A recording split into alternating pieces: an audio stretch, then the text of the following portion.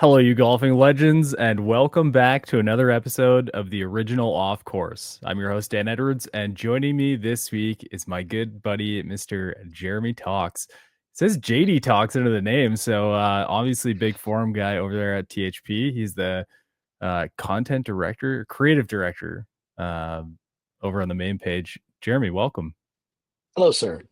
I'm digging the shirt energy today. I for the first time in probably I don't know 2 years, I'm going like straight into repping the Blue Jays here today, which is If weird. I'm usually in a golf shirt. You're rocking if I bourbon. was, yeah, if I was thinking, I would have wore a Tiger shirt just specifically to throw that against you. But yeah, I'm rocking a bourbon shirt today. Yeah, it looks good. I Magic dig it. brown water for fun people. How are you doing, buddy? Everything good?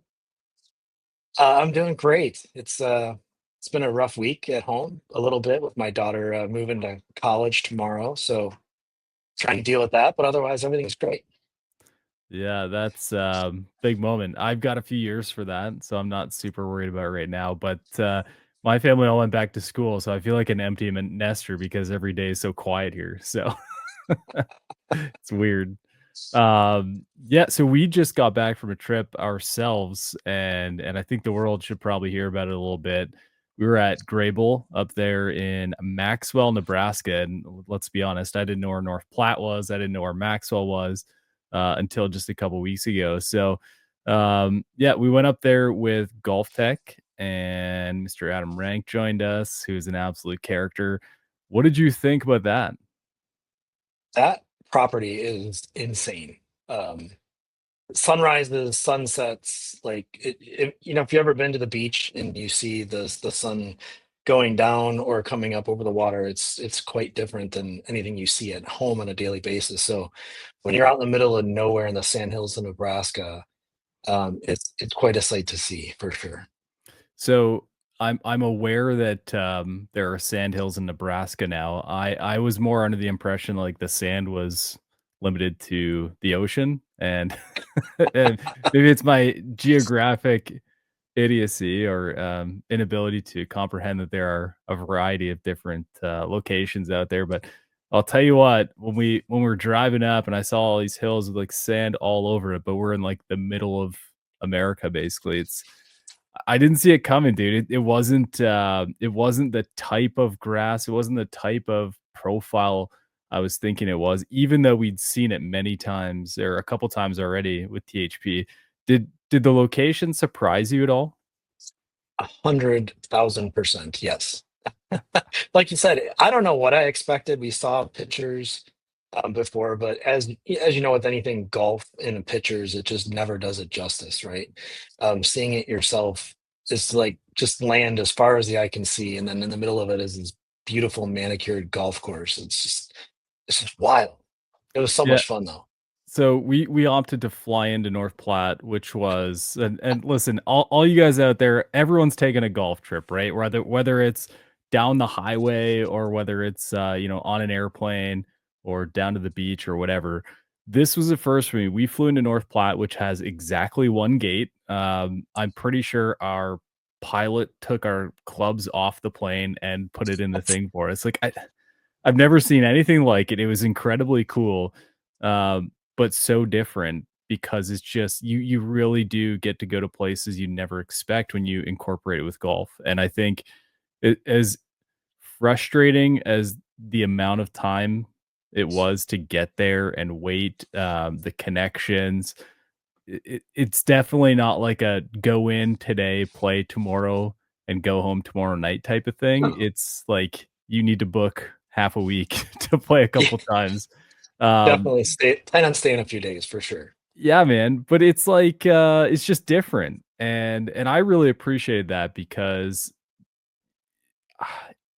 I've said many times, like, there's lots of places in this world I'd love to experience, but I'm pretty sure there's 1,000 experiences I've yet to have here, and that was one that really sort of kickstarted that, validation of that perspective for me. It's like, just absolutely had no idea it would be like that, and yet somehow it is.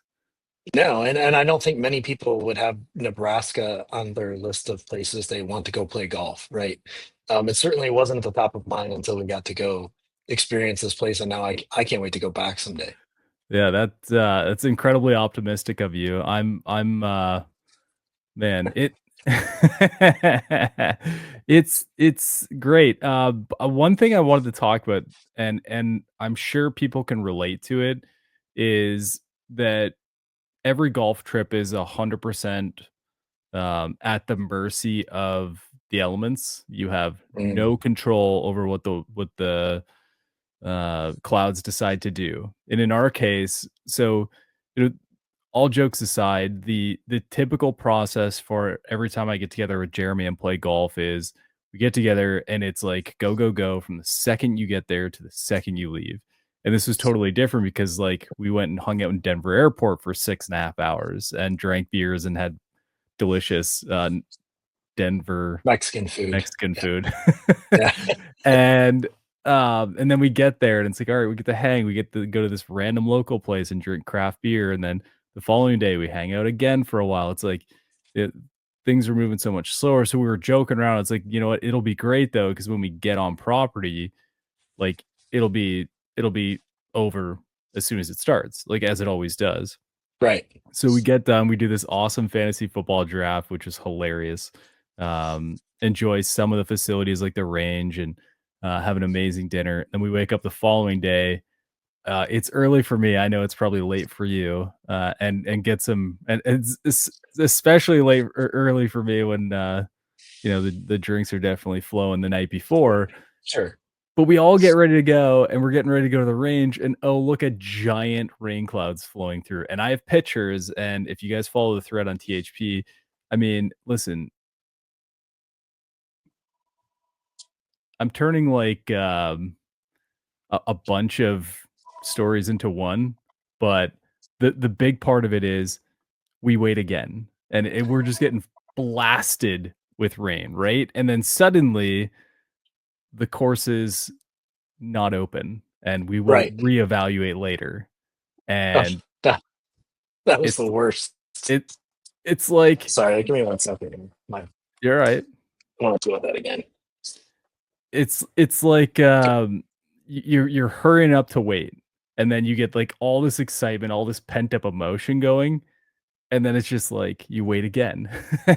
And then obviously, finally, it worked out. We got to play, and naturally, as soon as things really started flowing, the couple days we had there was gone. But man, you know what I'm talking about? Like, the idea that golf trips are so 100% reliant on decent weather. Oh, 100%. And if there's anything I've learned from this trip, it is to always come prepared. I typically do. I typically have rain gloves at a very minimum in my bag and some rain gear of some kind. But I checked before I left, and there was literally no rain in the forecast, like nothing. And I was like, okay, I'm not going to bring it this time. We're going to be good. I'm going to enjoy some nice weather. We get there and we wake up that morning, and it was just the wildest looking rolling dark clouds you've ever seen. And we're just like, oh, this is not good. It's not good. And had they let us go out in the rain, like, of course, I still would have went, but come prepared just in case, right? That is an advertisement for any golf trip you ever go on. Bring every single thing that you may ever need for your golf bag so you can go play. It's like if Yeah. you go to Bandon Dunes or something like that, you're prepared for it. You know it's gonna rain, probably it's gonna be windy. You're gonna have all that stuff. But middle Nebraska area, um, really wasn't thinking that at all. Yeah. Yeah, it looked like, at one point, they were gonna trade out the carts for kayaks. You look down at the golf course, and it is just pooling everywhere, and it's Yep. so shocking because, like you said, I looked at the forecast too, and I had a rain jacket already in my bag, so I didn't bring take it out, and I randomly shoved an umbrella in at the very last second. I think I might have Nice. had one of my 2 rain gloves in it, like, it's just, absolutely kind of sort of not really prepared for it, Right. um, but at the same time, like, we had no expectations of it, and then if you looked, like, it was definitely producing as it was coming, and at one point, I held my phone up to you, and it's this, like, 1 mile wide or 2 mile wide sliver of like, red on the Red. radar, Yeah. and it's like an entire line. going down Yeah, where we are, and it's going vertical, like it's moving which vertical. I'm like, I've on what never seen that planet? before either. Yeah, Like, never seen like it before. if you just move it over like half the screen, we're not even getting touched. But I think what was cool about that, since we did end up getting to play, so it wasn't like a total throwaway, was man, what a crazy look rain has in Nebraska because you have those rolling hills, so you can see for miles in every direction, right? Yep. So you can see the rain coming, whereas like in Ohio, you look one way, you might see a mile, so you don't really know what's gonna hit you. There, it's like, "Oh, okay, that's gonna come and do some damage to me emotionally." What's it like in Michigan? You don't have that same amount of visual, No, do you? it's very similar to what you deal with in Ohio. Yeah, Yeah, yeah, on a daily basis. that was wild, man. And shout out to the guys at Grable. We got out and walked 10 holes in the afternoon and then rode the other 8. Um, So, which what are your thoughts on that? Just, I thought it was honestly, first of all, to be able to go out after all that rain, was pretty darn cool. Like, we saw rivers flowing down 18 and puddles on the greens, and that course drains so well. It was unbelievable. So to even get to go out and walk was, I felt like a special treat. Like, I would rather walk and carry, which I never do, by the way. I would rather walk and carry and enjoy a course than do cart path only. Uh, Typically, now Grable has no cart paths. Okay, but I think it's a treat to see the course differently. I played a different Dormy course earlier this year with rain, and it was cart path only, and just it's not the same. You don't get to experience the course when you're walking to it from the side to your ball every single time. So I yeah. just thought it was a cool little treat after all that rain.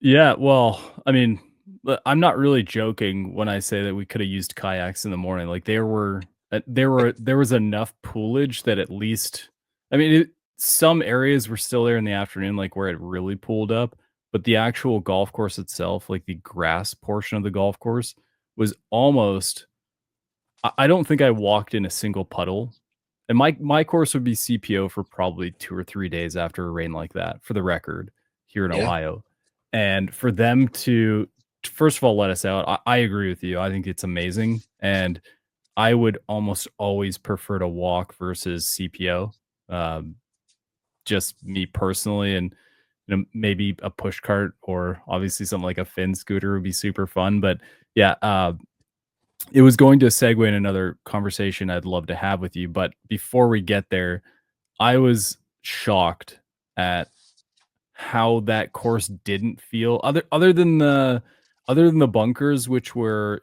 pretty washed out. I mean, they're bunkers with pools and pools of rain. That's pretty much what happens. Right. Um, and especially when you have a lot of waste area. But the actual grass portion of the golf course, like at one point, especially when we got back in the carts, I totally forgot that it had rained that morning based on the way the course played. Like it wasn't soft. It still had a lot of firmness. Shout out to the mascot in the back there.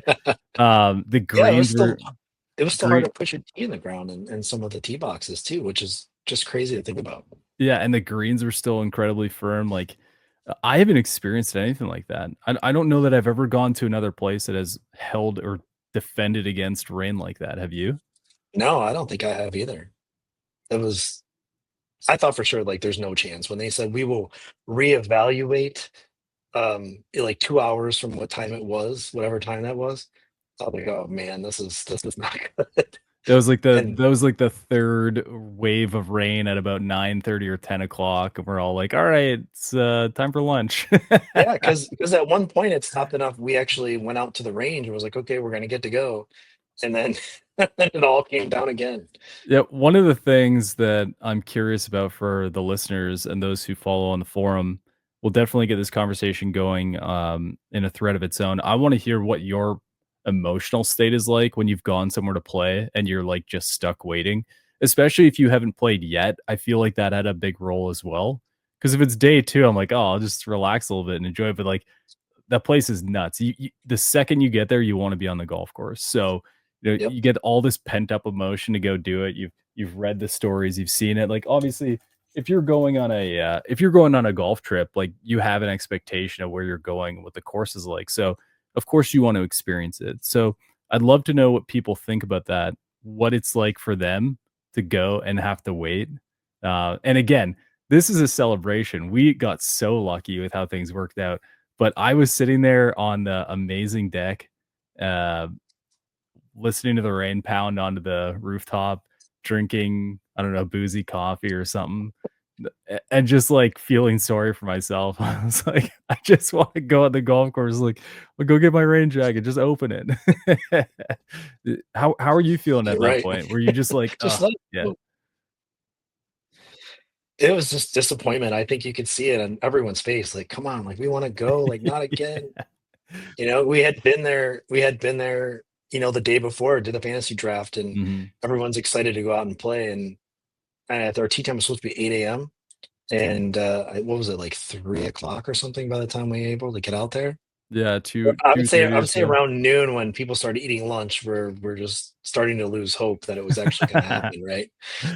Well, what a celebration that it did, and it does segue into my, next question to you, and we had the privilege of walking the first 10 holes, and I'll tell you what, man, there's something weirdly special, and I know not a lot of people agree with me, and I'm fine with that, but to experience a course on the ground, not zip into the next ball, to walk it, to look around as you're going, to have just casual conversation about it, get to snap photos along the way. I mean, that to me is a much more intimate and kind of emotional experience to do that. And what a great golf course like Grey Bowl to have a chance to really take it in that way. Did you feel a different vibe when you went through that?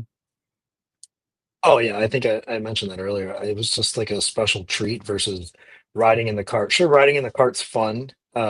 If you have a really good cart mate or jamming to some music, you know, just having a great time, but walking directly to your ball or having a conversation along the way with the whole entire groups at some points versus just the person you're riding with is just pretty cool. You know, you really get to Mhm. know people a little bit better when you spend more time with them in that way, I think, on the golf course. Yeah, that was so fun, man. I assume it's memorable regardless, but that first 10 holes that we got to walk, I think it's just gonna be, like, anchored into my brain for a very long time because it just felt different. We're in a totally different setting, in an unbelievable location, and now you get to just, like, slowly experience it, and not like, group 2 slow, but, like, just generally speaking by comparison to riding. So I have two questions. One, it never felt slow at any point while we were walking to me. I don't know if it did to you at all. Um, Well, we but waited on you two, all day, so, I mean, uh, just messing with you. um, two, I had a second question and I totally just lost it. Sorry. Uh-oh. That happens. No, the sad part was wait, no, that was the other day.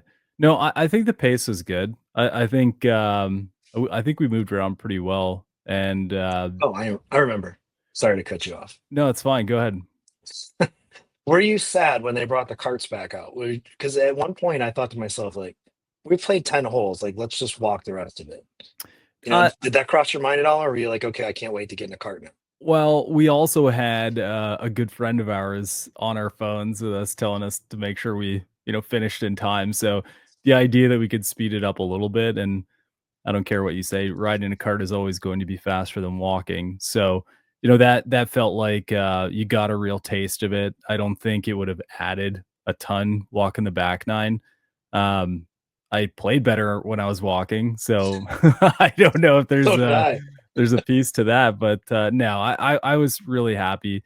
I think by that point, there was so much relief and release, like, the morning was so exciting and so emotional from a let's get out there standpoint that any piece of it felt like a victory.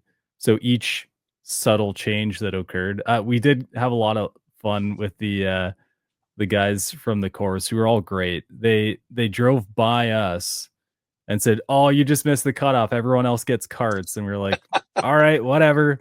They're like, "Now we're messing around." And then they come out with carts and they took them to the first group first. So they drove right by us and we're all like, "Oh, here we go." They weren't messing around. And You know, that was pretty fun, but no, I don't think it took it away. What about you?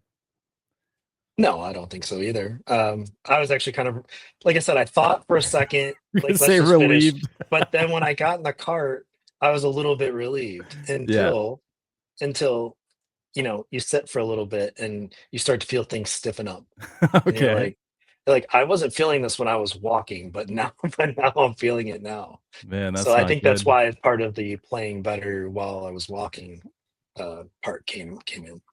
Yeah. I mean, a great excuse to use anyway, for Yep. sure. Yeah. Hey, I wanna talk to you. I feel like we could chat about Grey Bull for hours, but I really wanna talk to you about some new wedges you've had in the bag, and we went, Mm. you got to experience TPI and all of its greatness down there, the Titleist Performance Institute. You got a full taste of what those wedges can do for your game. You got a fitting. What'd you think, man?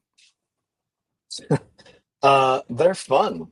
They spin a lot, and but if we go back to the TPI part, the fitting that we did with the wedge fitting was kind of eye opening. I thought maybe I was like doing something one way, but in reality, apparently I'm doing it in a different way. So that was fun to learn, different So, bounces and grinds. what do you mean by that?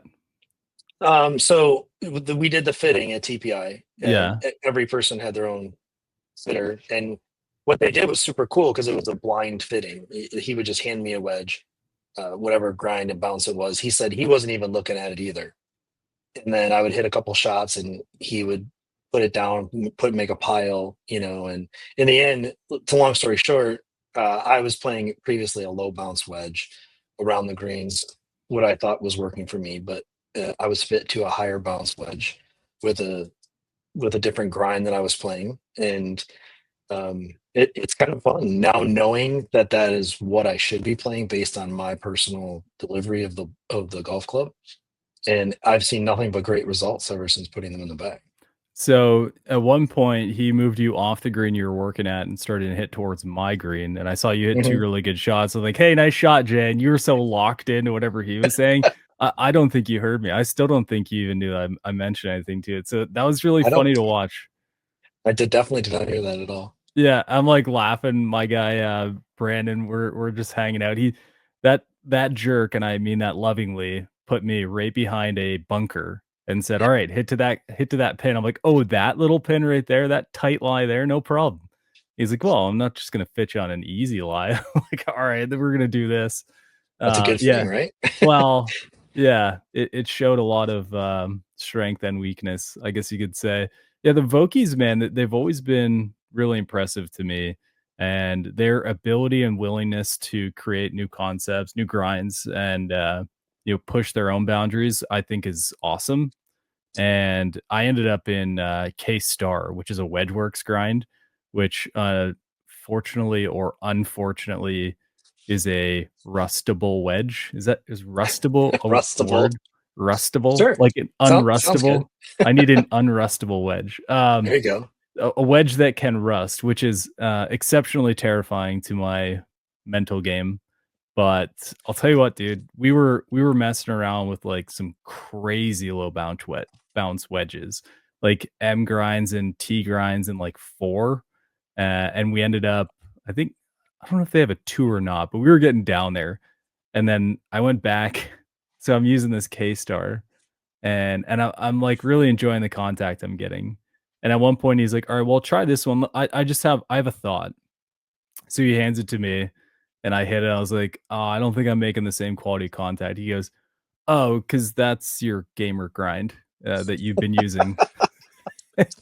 I'm like, "Oh god." Wow. Like, what that was an unfortunately honest, unfair, yet beautiful moment for me. Right? But I've been fit, so it's not like I was doing it all just on my own pretense. I think we just found something that worked really well in the K-Star. Mhm. And I'll tell you what, dude, it's working out pretty good. I love the engagement I get around the green with it. It's perfectly useful on full swings and even like the 3/4 shots. I just feel like I really square it up well. Yeah, I found pretty much the same. I have different grinds than you. ironically, nothing I would have fit myself into using their fitting tool or anyone's, database of things that you plug in what kind of grass you play on and this kind of Mm, stuff. like their Um, online wedge selector type of thing? yeah, it was in there as one of the 3 options, but it's not one I probably would have picked. I would have grabbed an M grind or a K grind or a T grind maybe, for myself to play around with, thinking And that it would work for me, and it probably would at some point, but I would deal with some of the issues I've experienced while using, like, a T grind, where I dig into the ground a little bit, um, if I'm not aggressive with it, let's say. yeah. So which grind did you end up with? I have the F grind in my 48 and 54, and I have a D grind in my 60. The D, okay. Yep. Nice. Yeah, I'm seeing a lot more Ds show up in people's bags. It's definitely a unique one. Yeah. For whatever reason, I don't know all the science behind it for me, but it works great. I couldn't even tell you the last time I like just stubbed a wedge in the ground. So What did you do for finish? I went with the nickel, which I think looks absolutely fantastic. Yeah? Yeah, Yeah, I'm a big fan of it. I've been like a black to black oxide guy for a long time, and listen, I'm not suffering with this whole raw wedge thing, but it is different, and it's kind of fun to watch, man. Like, you can definitely tell the face is getting a bit more, character in it than everything else because I wipe everything else so recklessly or, Mhm. feverishly, I guess you could say. But I've been a black wedge, player for such a long time that, man, it's fun and different to look down at something unique. Are you a big fan of a certain finish on your wedges, or did you just go for like, on a whim for the nickel? I kind of ended up in a whim for the nickel. The fitter kind of suggested it, but in general, I lean away from anything that is chrome. Mm. Uh, I just don't want the glare, especially on the higher lofted clubs. I played black for several years, and I've also tried the raw, which I actually quite enjoyed, other than my towels getting all full of rust and never coming clean. But I actually quite like those. But the Mm. nickel's different. It gives me that non-glare finish that I look for, and a little something extra. I have a really random question to ask you because you might be, like the mad scientist behind all these great limited edition things that THP is coming out with right now, and one of the things that has kind of continued to grow and change in the golf experience is the whole trinket thing. Like, Mhm. every course has a billion things you could buy with a logo on it, whether it's a ball marker that has the shape of the logo or, yeah, I'm a sucker for a good Yeti. What are you seeing right now? What do people, like, really latch on to? Oh, I still think everyone loves a good putter cover. Um, the Yetis are super popular. Water bottles, hoodies. I've said this before. Like I think the golf hoodie is the hot take. The golf hoodie is taking over the quarter zip in some ways. So Why'd you say it's a hot take like that? because some people refuse to give up the quarter zip, and I think a lot more are leaning hoodies, whether they're the lightweight type hoodies. You know what I mean? I have a name, you know? You don't have to just call me some people. That's not nice. Yeah, I mean, no, I'm just messing with you. I remember way back in the day, we'd go to golf courses, and the one thing I would buy at every course, and I have one right now, it's actually a gift from my buddy, it's a ball marker. It's what a flex too, eh? He went to the Masters this year, I still have never gone, like, yay me. But he Me brings neither. me back, ball markers, so at one point, I was like, "Alright, every course I go to, I'll get one of those little ball markers." Well, then these ball markers started to get bigger, now they are, the size of, like a dollar or, like a half dollar and whatever, and at some point, you just run out of space, right? And you're like, "Alright, what else should I collect?" But, like, there's so much of that now that, each course you go to, like, well, what do I want to take a memory home with? And especially if something really cool or different happens and suddenly you're back in the pro shop, you wanna buy something else. Um, I I think the Yeti one is probably the worst for me because the wife says I have more than enough at this point. I just got a really cool looking one at Grable. It's like a baby gray blue almost. It's super nice. Um, do you think that do you think the ball markers is still huge, or do you think that it's getting a little ridiculous? I think the ball marker is still very huge. I mean, it's the smallest thing. It's one of the most inexpensive things you can usually buy in a golf course, so it's easy for people to pick up. My personal problem with them is I have thousands of them, it feels like at some point. And like, what do you do with them all? Like, I have a couple Yeah. that you go to, right? Your favorite course or your most recent course or whatever it is, but I just don't know unless you put them all in a big bowl or something. Then Yeah. Would get like one of those, epoxy tabletops and just put it yeah, underneath that maybe? if ever do something like that with it, like that is going to be 100% like super super cool. But I mean, I've probably lost almost as many as I bought as well. That's the hard part too, is once you get one you like, you stick with it, right? Like Right. I had a one from Bay Hill that I'm not gonna put the guy on blast who lost it, but I know he felt bad because I marked his ball at one point. He just left it there. Oh, So, it was very unfortunate. We were both pretty disappointed. But now I've had a blue Mission In one that I've used for, I don't know, a couple of years now, and it's like, you could always switch that out, but I never do for whatever reason. You just get comfortable with what you look at, right? do you have your favorite one? Like, I don't know where you I usually take mine out of my pocket and put it back in the golf bag after every round, right? Oh, yeah. There's been a couple times where I like stick my hand in there trying to look for it and I can't find it and I freak out. The I'm like, horror. did I lose it? Oh God. And I only to find it in the pair of pants I wore the day last time. So Oh, yeah. No, I use a divot tool that has a ball marker magnet on it, so it's always connected to that, which, of course, ends up in the pocket.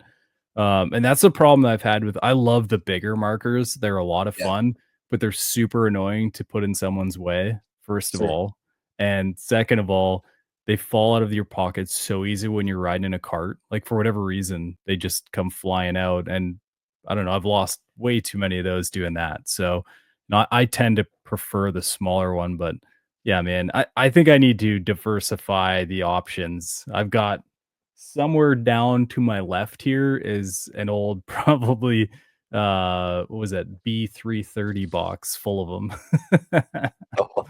Okay.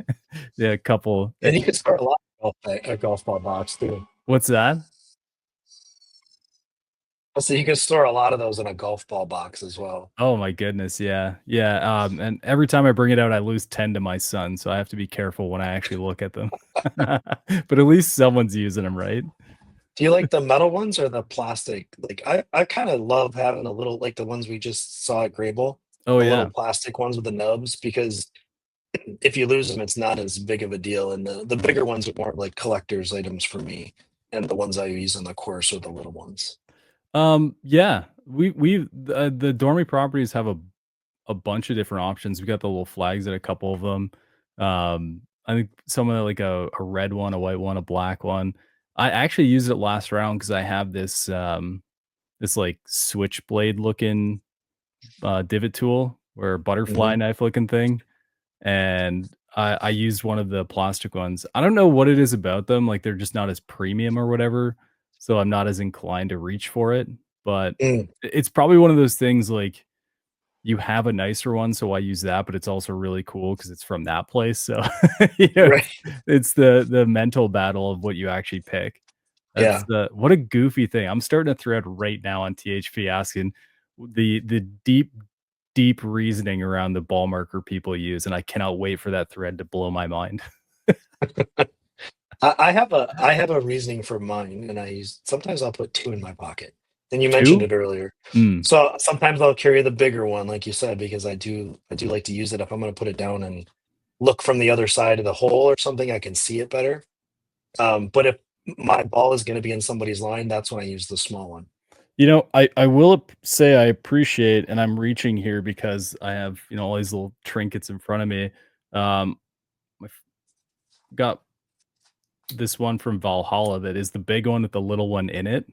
I Hmm. and then the one I just got at Grable does the same thing. It's like a huge one, and then inside is like the GB logo, so you can make it smaller. So I think that's pretty cool too. I think at one point Josh had one of the ones that JB had one of the ones that had like a little pin flag, and he would instead of laying it on Oh the yeah, I had green, that one. he would like place it in the green, I had that which is one. really funny. The flag is no more. Yeah. I have no idea what happened to it. Oh, yeah. That's the other hard part, like, the second you lose it, do you really wanna use a ball marker that just has a giant hole in it? Nope. So, that's a tough one. So then it ends up, like, on the shelf, flipped the other way, right? Exactly.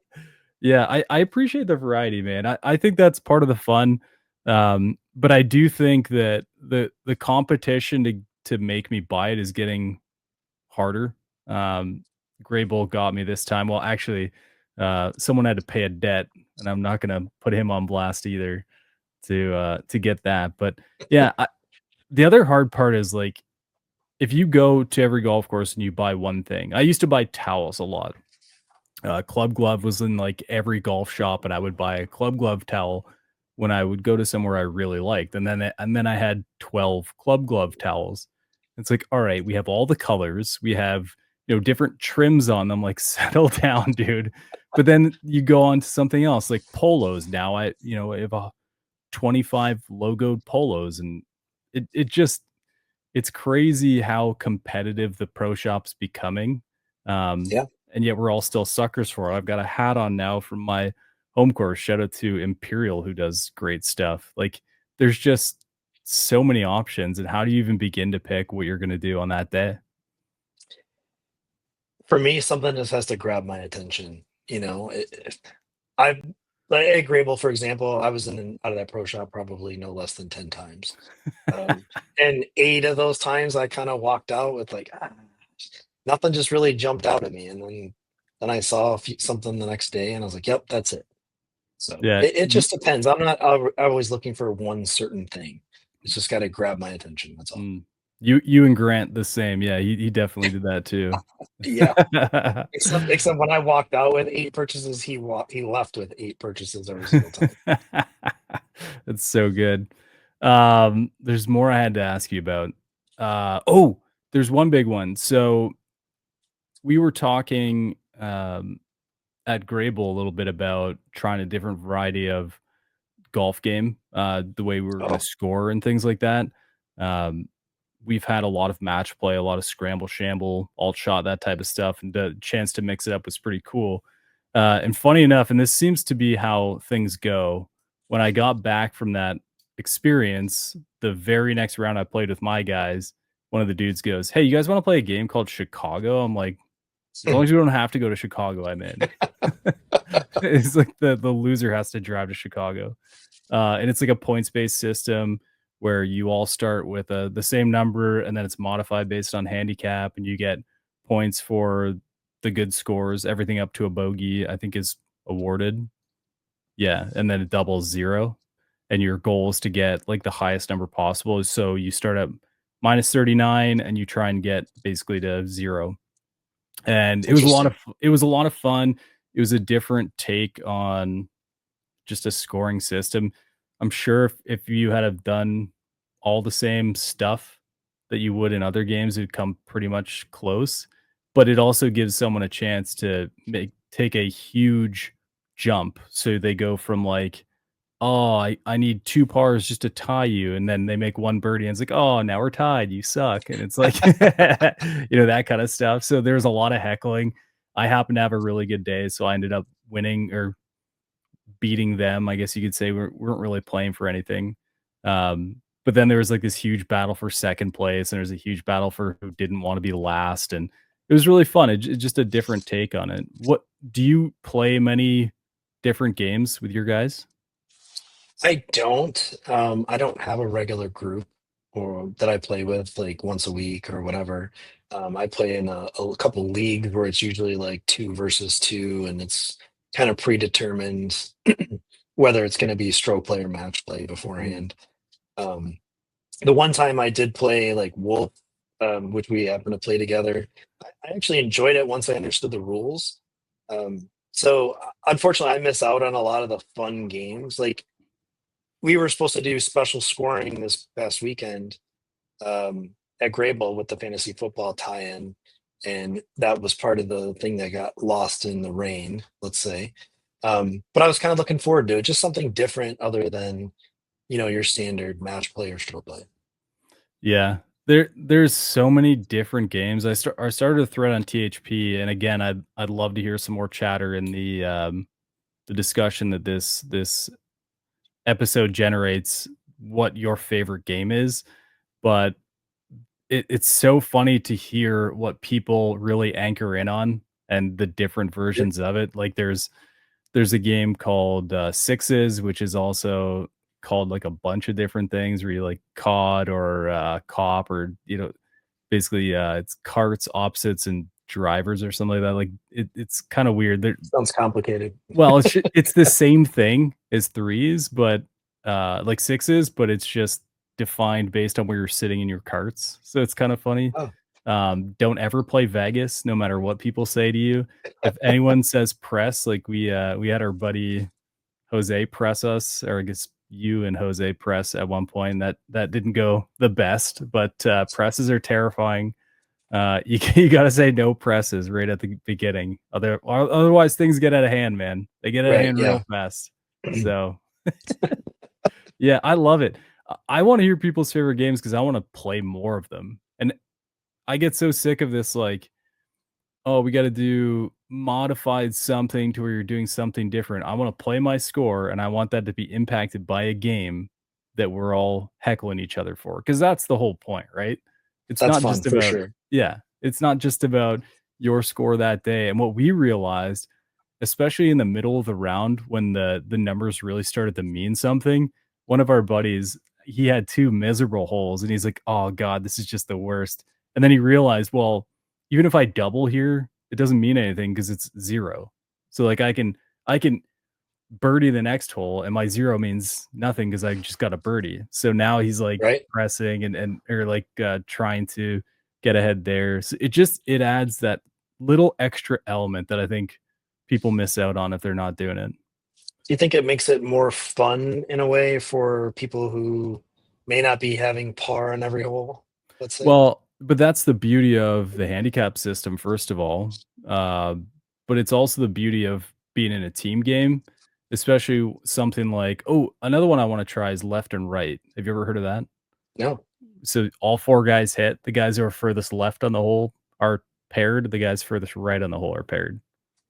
Okay. So That sounds interesting. every hole it changes, yeah. Anyways, it what I love about it is the game can take you away from having a bad round and let you focus on a couple things. Number 1, picking your partner up on a hole. Number 2, using their score to make you feel good. There's so many added elements to it, and especially, like, let's say you're over your handicap. We call them throwaway rounds where you put the score in gin and it just kind of ignores it based on Yep. your index because it's so Been there. bad. But Been there. but I mean, you have a chance for the last 5 holes to be great, right? And that still allows you to do that with while meaning something, that to me is where I really love it. And what I don't love is people are like, "Oh, we gotta play for, $20 for skins and $20 for gross and $20 for net and $20 for pairings." And it's like, "Can we just play for $5? Can I just say I beat you?" Like, I mean, that play is for my beer. Yeah. yeah, a beer is usually my limit because I don't need the money for gratification. I need to beat you for it. So, Not competitive at all, are yeah, we? not at all, no. Uh, so, yeah, I definitely think that people would benefit a lot from playing more games while they're out there. It takes it away from the brutal part of golf is where you're so isolated in your own score and allows you Mhm. to celebrate with others. Sure. You on board with that? I love it. I wish I had a regular group so I could do more of these games. Well, come on Um, down, man. We'll, get you down here. We'll test drive a couple. What do you think? yeah, I'm in. Let's do it. Oh, man. I have one more question for you before we wrap up today. And Okay. super glad to have you back on the show, by the way. It's been way too long. It's been a long time. Um, Yeah. but you can I want you to have the opportunity to get real mad about something. And I don't care what it is. What is something that really pisses you off about golf? It can be your game, it could be something that someone else is doing, it Oh could man. be it could be the idiots who repost stuff on social media where people are faking stuff that look terrible, whatever you want. Oh. All right. Well, obviously there's slow play. I'm not going to get into that. Everyone complains about slow play. My biggest pet peeve right now is fix your damn ball marks. Right? Like I'm tired of walking to a green and seeing ball marks all over the place. When I You when I grew up playing golf, like they were like, fix your mark and fix someone else's. That's what I Yeah, was taught. And I don't know if it's because of the influx of new golfers, they just don't know any better, or if it's just pure laziness. Like I don't know what it is, but I can't tell you the amount of greens that I've walked on and just they're just littered everywhere. Like, come on, people. Fix your ball marks. it's kinda terrifying that you're mad and smiling at the same times, like, I wouldn't mess with you when you're smiling and yelling, that's terrifying. I mean, it makes me laugh because I'm like yelling, but I'm like, for real, like fix your ball marks. It's not Yeah. that hard. It takes 2 seconds. So we've had some issues with that at my course as well. It's been a really strange weather year where we've had to apply a lot of water, and when we haven't, the water's applied itself because of like Mhm. really heavy rain. So the greens are inevitably softer than we'd like them to be, which naturally means that every step will have a bit of an impact on the day. And for people to like when they hit the ball with their greens, it definitely leaves plenty to see. Not the same as some of these firmer courses where you see a tiny little depression, like, every piece of our green is shown based on the contact of the ball, and it really Right. digs in. So, like, if you leave a ball mark on my green at my home course, it looks terrible, Yeah. and for you to look at that and be like, I'm good," just keep walking. My son is irritated by it now, he gets mad when people don't do it, he's disappointed with them. He's Love it. 9. Love it. Yeah, it's a requirement in my group. My boys, we commented on it a lot. I don't really understand what it why people think they don't need to. It Yeah. that's Like I said, I don't know if it's just because they don't know any better. Like nobody taught them. We have such a new influx of golfers in the last couple of years. Maybe they're not like, we were when we got played golf with our dad and or like you're doing with your son and you're teaching him the right way. They just decided one day, hey, we're gonna go to the golf course and we're gonna play. And maybe they just don't know any better. I'd like yeah. to hope that maybe that is the case and it's not the other way, but like it's not that hard. Fix a ball No, mark. it's really not, and unfortunately, we've seen a little bit of it where we used to follow some of the high school kids that would play. I had the privilege to come play our course, and none of those kids fixed their divots. Like, it was terrible if you followed them. Wow. I think the word baffling is better because it's like it's your privilege to come here. And there's more to that story about their entitlement that they felt like Sure. they had. But anyways, it's really disappointing, especially when it's younger players, because I feel like that's our next generation. If they're not being educated, who's going to, continue that down the line? But Right. yeah, it's pretty much a no brainer for me, buddy. I feel like simple golf etiquette and love thy course, you know? Yep. Well, here's my question. What's worse to you? Not fixing not fixing 2 divots, so in 2 holes, 2 divots, or not raking 1 bunker between the 2 holes? Fixing divots is worse to me. Really? Yeah, I think I'd be okay if there was never a rake in a bunker again, Yeah, you're a honestly. Like, sicko. You know that? let the bunkers be a hazard, right? How It's how not do you say "I live in Michigan" without saying "I live in Michigan"? when you purposely want to be in a bunker instead of thicker rough, like it's not a hazard anymore because it's so fluffy and beautiful. If no one raked it and you had to play it out of a hole, then it would be a true hazard. Yeah, to your wrists, probably. You're a sicko, man, I love it. Any final thoughts today before we wrap up? Don't drag your feet either. How about that? Don't drag feet. Oh, that's yeah. Why do you gotta burn the place down before you leave? What are we doing here? Jeez. Uh, Hey, no, good luck. that's it. Good luck this week, buddy. It's a big moment in your world. I appreciate you taking the time to come on and chat a little bit. I love that we got to share Gray Bowl together. I love the shirt you're wearing. It's cracking me up every time I look over at you. And yeah, man, I appreciate you. Hey, thank you for having me on. I appreciate it. Sure. Hey, if you guys are playing golf this week, have fun. Fix your damn ball marks, apparently. Don't drag your feet and drink bourbon. That's what I've gotten out of this episode. Do have fun though, and we'll see you guys next week. Now it's time to send it over to Don Brown for this week's Shaft Education, brought to you by True Temper. Hey everybody, Don Brown, back here at Shaft University answering another question. This week's question is an interesting one about how our hockey technologies and golf technologies overlap. Some of you may not know that we actually have a hockey division under the brand True Hockey that makes carbon fiber hockey sticks. There definitely is some crossover there. I actually learned to design golf shafts from the gentleman that now runs our hockey R&D group. There's a lot of crossover in the materials. One group brings in a new material to try out, the other guys are inevitably going to be jealous and want to try it too. There's also a lot of differences. The hockey guys have to worry about impact on their shafts. We only have to do that if you're throwing your club, and if it breaks, that's not really our fault. That's on you. Where the technology has really crossed over is the hockey guys, when I first started, really just made rectangular tubes.